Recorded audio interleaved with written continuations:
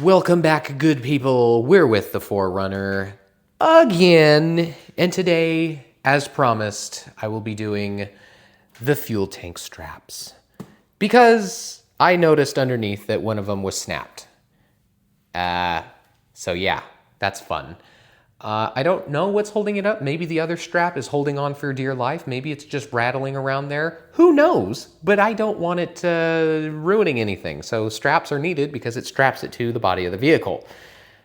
So we're gonna jump under the car. We're gonna get that fixed. And hopefully this will be easy. Now this is a huge rust area.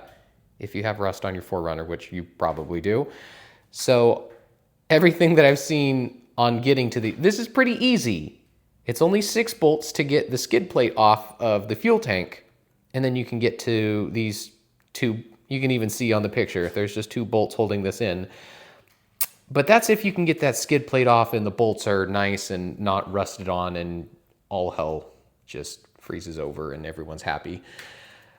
Anyway, so we're going to jump under there. I'm going to do the best I can to show you where all of these are because, again, none of the other videos that I've seen really detail in the best way where all of those are. So I'm going to do the best I can to show you where those 6 bolts are, and we can get that skid plate dropped down, and we can get the straps replaced.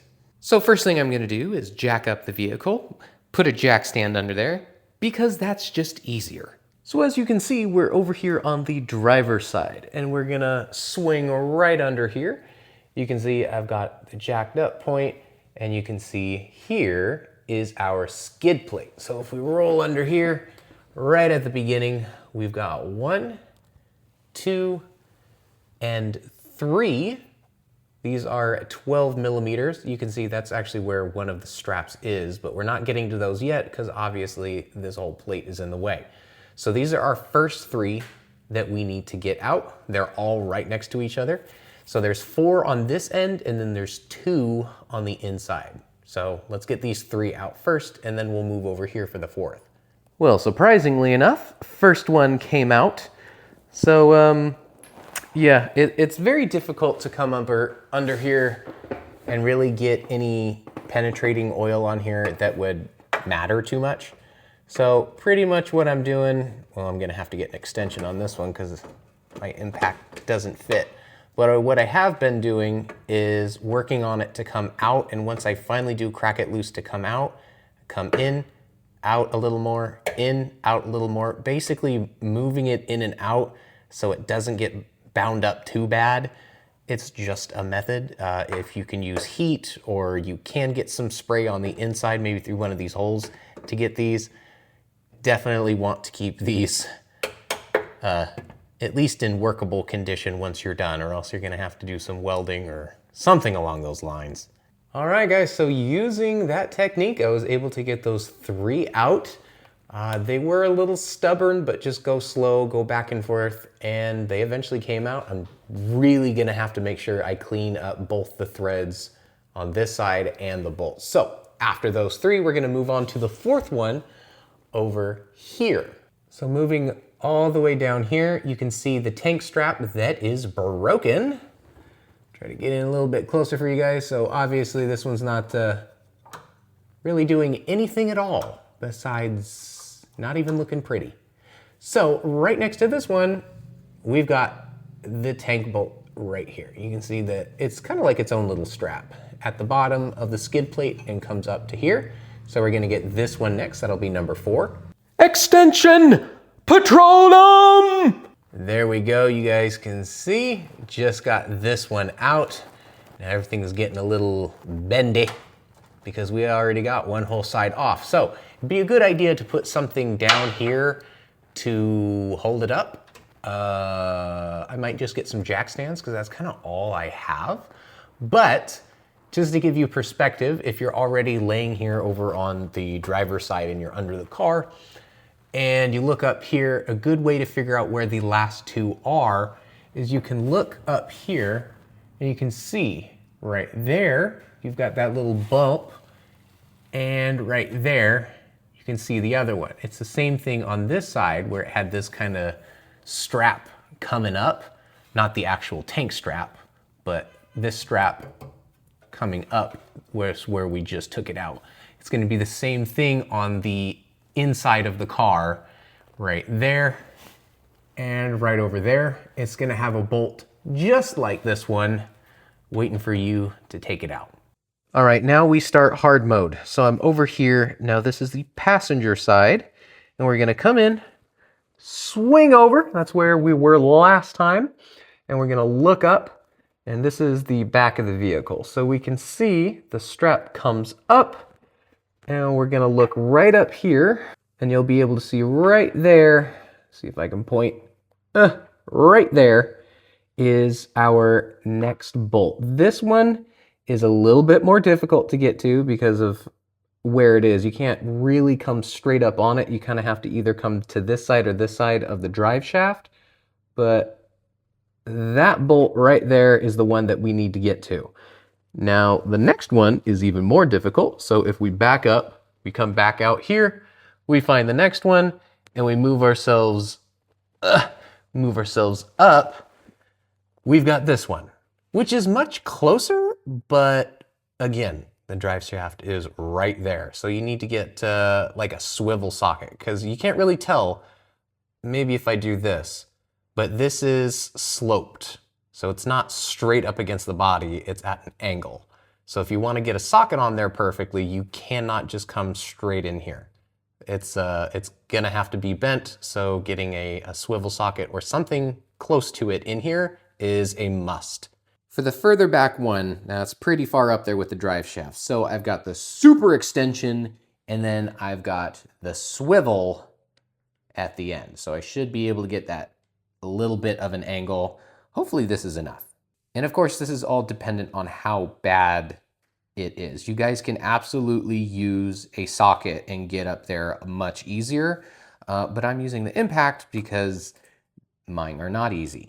Okay, thankfully, I was able to get the one that I just did, the furthest one back, way up there. I did it on this side rather than this side of the drive shaft. You get a better angle.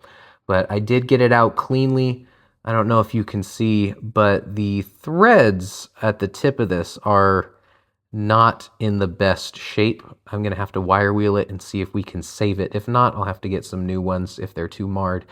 But that just means the last one is this one, which is closest, but this one also gets quite a bit of road grime and whatnot, and it looks like it may not make this journey. So as much as I want to get my impact on this one, I really can't. I don't have anything low profile enough to get it up here and then turn it in time. It doesn't really grab it. So I've got to get a wrench up here on the other side, of course, like that. But I can just barely get it up in this direction like that. And then I can hopefully get enough torque on this to pop it loose, because this is very, very tight fit up here. I did it. And I did have to use my impact. This is my contraption. The only way that I could get it is by using a non-impact bit, because the other one's too big. But this gave me just enough room to get that swivel up there, but still remain on it flush. The other one was too big. It pushed me back out too much, and I couldn't get a solid grasp. But I got it. A little bit of this one. You can actually get some penetrating oil. If you can get the hose or nozzle up behind here, you can get it onto the top so it can flow all the way through. Like, you can actually see up there. It's a little shiny, which is good. That means the penetrating oil actually got up there, hopefully. At least that's what it looks like. So I've officially got all of them out, and this entire thing is resting on my jack stand. So good thing I put those up there, or else it probably would have smashed me in the face. All right, just got the jack stands out of the way, popped it down on my crawler. Not very helpful. I still don't have enough room to just wheel it out. I'd have to jack the car up more, but this gives you a good idea. You can see my straps, and this one just obviously fell right off because it's not attached. It is broken. So let me open up the box and see what I got. Apparently, I'm gonna have to reuse this rubber that is on the inside, because we definitely want to have some sort of rubber material that's being strapped on here. We don't want metal on this plastic, because then it's going to vibrate and it's going to create holes in our gas tank. We don't want that. So, I mean, yeah, you've maybe done your purpose, and you've done double time purpose, so thank you. Here are our two straps out of the box, nice and fresh. Now, they do not come with the rubber. I'll link these down below, but you just need to reuse the rubber that you have or use something else.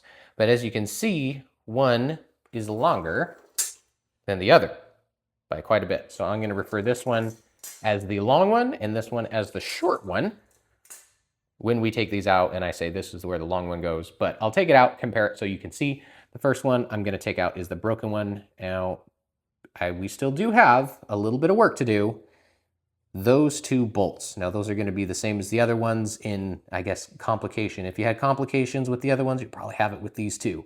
But we're going to take out those two bolts down there, the ones that hold those in, but that's it.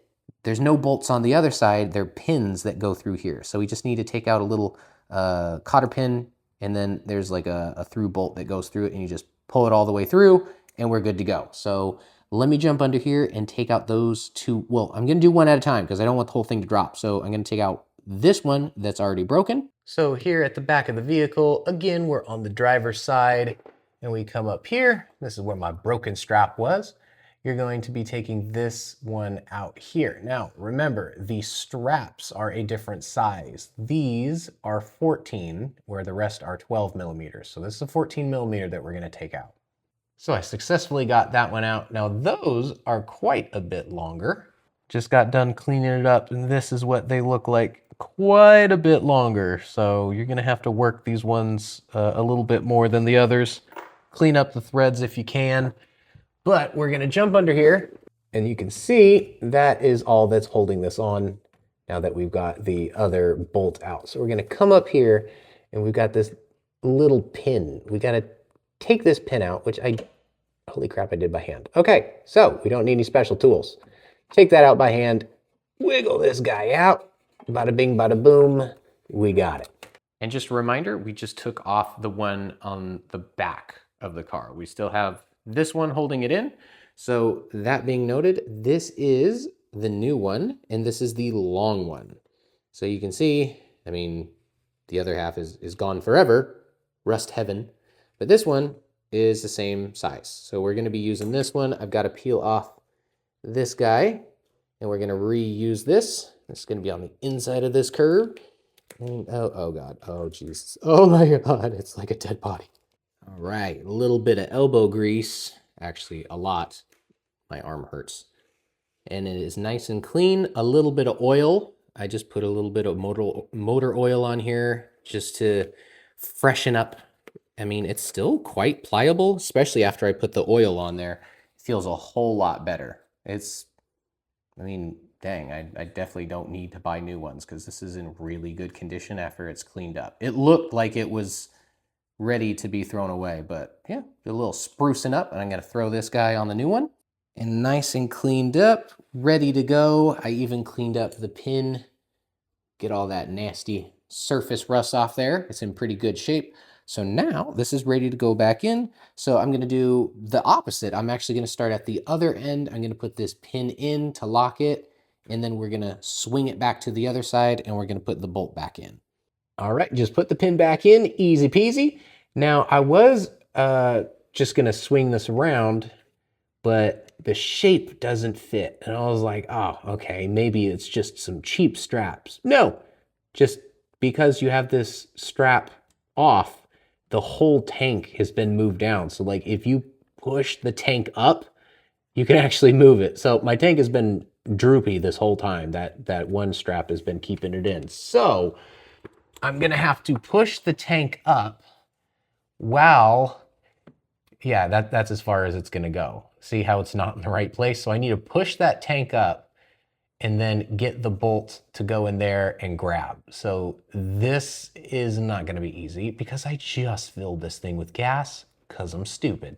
Well, it's a good thing that I had another jack because I just got that and lifted up the tank just so I could get it in place so I could get the thread started. Now I'm just going to grab my socket manually and get that guy going. Make sure none of the threads start sticking. If they do, I'll back it out and try again, clean it some more, because I don't want this one to go in. But I've cleaned all of them up.